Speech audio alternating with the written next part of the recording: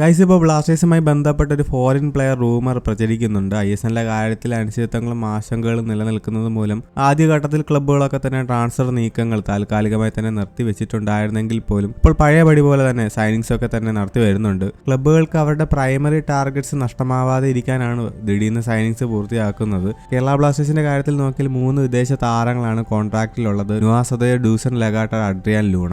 As of now ഇവർ next season ഉണ്ടാകുമെന്ന് തന്നെയാണ്.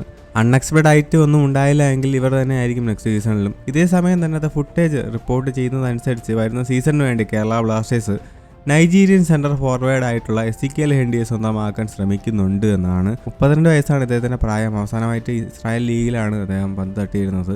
മറ്റൊരു ഇൻട്രസ്റ്റിംഗ് ഫാക്ട് എന്തെന്നാൽ നമ്മുടെ മുഖ്യ പരിശീലകൻ ഡേവിഡ് കട്ടാള മുമ്പ് വർക്ക് ചെയ്തിരുന്ന സൈപ്രസ് ക്ലബ്ബിൽ അദ്ദേഹം ഒപ്പം ഉണ്ടായിരുന്നു എന്നുള്ളതാണ്. ഇരുവരും ഒരുമിച്ച് ഒരു ക്ലബ്ബിൽ ഉണ്ടായിട്ടുണ്ട്. കട്ടാള AEK ലിമാസോളിൽ പരിശീലകനായിരുന്നപ്പോൾ ആ ഒരു സ്ക്വാഡിൽ ഇദ്ദേഹവും പാർട്ടായിരുന്നു.